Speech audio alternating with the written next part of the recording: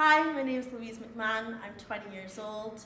I've been competitively figure skating for over 10 years and have been in QMU musical theatre productions of Footloose, All Shook Up, and will be in their upcoming production of Legally Blonde.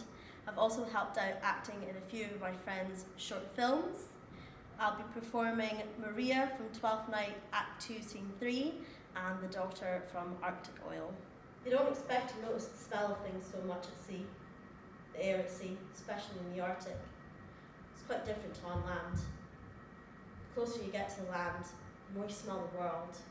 Your old home, the fat of the land.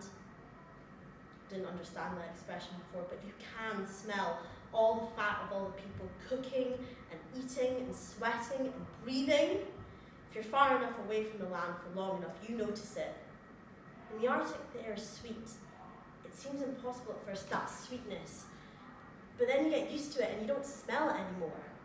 In the Arctic, the air is sweet, and then you smell the rig, and it's like you can smell a dog fight, a bear fight. You can smell the empty bowls of terrified animals.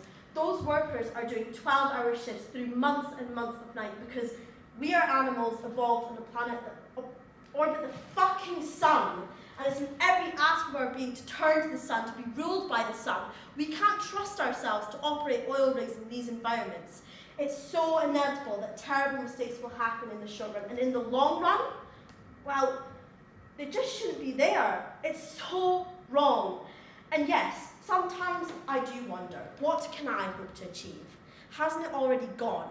Hasn't the film already finished and we're just watching the end credits? Why don't I just give up hope? Sweet Sir Toby, be patient for tonight. Since the youth of the counts was today with my lady, she is much out of quiet. For Monsieur Malvolio, let me alone with him. If I do not gull him into a neighbourhood and make him a common recreation, do not think I have wit enough to lie straight in my bed. I know I can do it. The devil a Puritan that he is, or anything constantly but a time pleaser, an affectionate ass that cons state without books and utters it by great swarths. The best persuaded of himself, so crammed as he thinks with excellences, that it is his ground of faith that all that look on him love him, and in that vice in him will revenge my notable cause to work.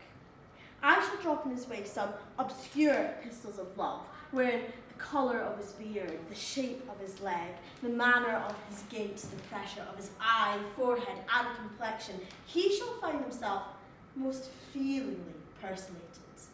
I can write very like my lady, your niece. On a forgotten matter, we can barely make distinction of our hands. Sport Boyle, I warrant you, I know my physic will work with him. I shall plant you two, and let the fool make a third, where he shall find the letter, observe his construction of it. For this night, to bed, and dream on the event.